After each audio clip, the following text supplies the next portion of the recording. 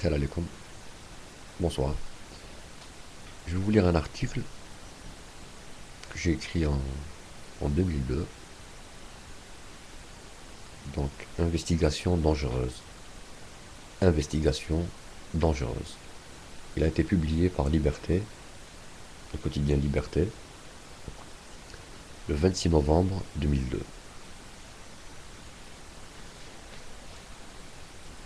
Terrible était la constatation de Mohamed Boudiaf, quelque temps après sa désignation à la tête de l'État, déclarant publiquement ne pas avoir trouvé pour l'aider dans sa tâche 100 personnalités intègres et compétentes à travers tout le pays.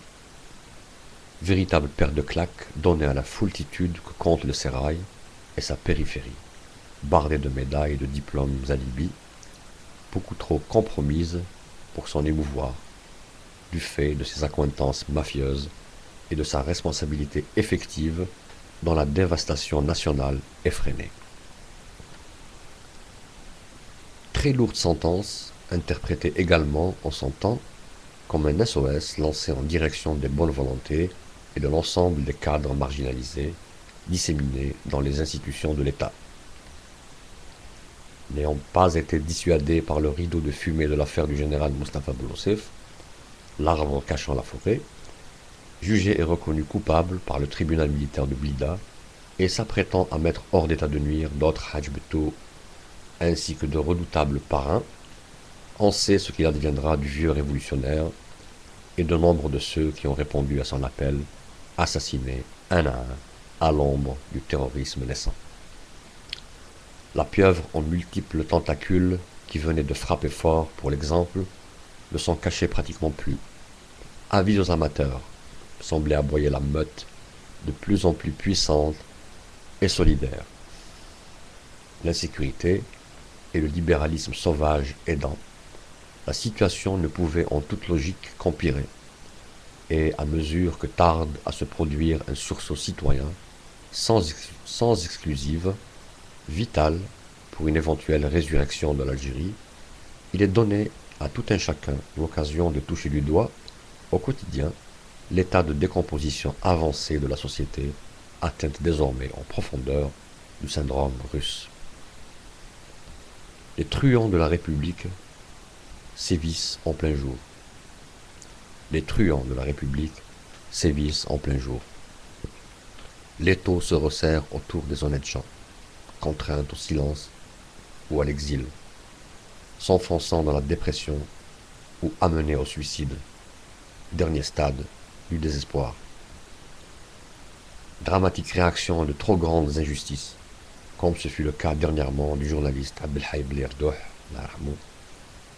aux prises avec la mafia locale sévissant à Tébessa.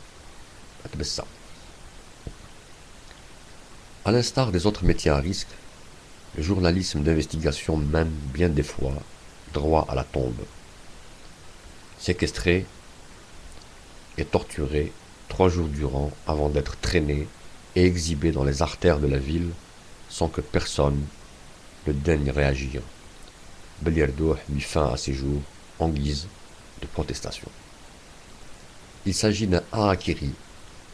Il s'agit d'un harakiri en bonne et due forme, geste d'impur noyé dans un océan d'horreur et de pourriture. Auparavant, Djabali, journaliste au sein du même quotidien, Al-Watan, échappa de justesse à la mort, après avoir été agressé à l'arme blanche à plusieurs reprises à quelques jours d'intervalle. Dans ses articles, il dénonçait courageusement des pratiques mafieuses liées au foncier se déroulant à Annaba. Il semblerait que la gangrène a eu raison de toute l'Algérie.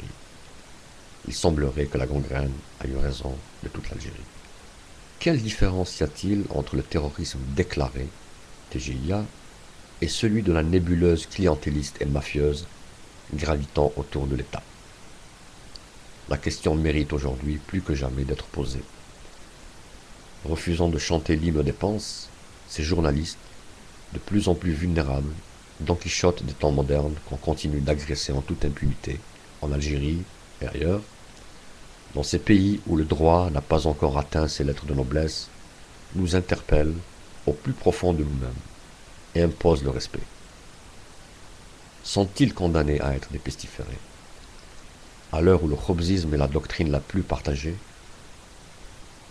et où l'échelle des valeurs est complètement renversée, ils continuent vaille que vaille, à leur corps défendant, de nous montrer le chemin du salut pour en finir avec la malédiction qui s'est abattue sur nous. Combien sont-ils anonymes à braver sans protection aucune ces potentats et ces féodalités venues de notre âge qui pullulent dans nos villes et nos campagnes et qui risquent de réussir au rythme où vont les choses à faire de l'Algérie une véritable république bananière.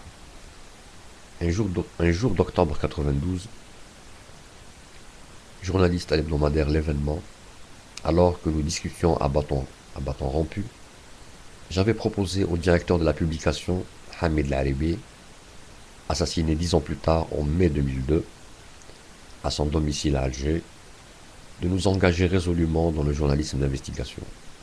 Ce à quoi il me répondit que nous avions de très fortes chances de nous retrouver gisant dans un caniveau, poignardés ou avec une balle dans la tête, si jamais nous nous engagions dans cette voie. Il n'avait hélas pas tort.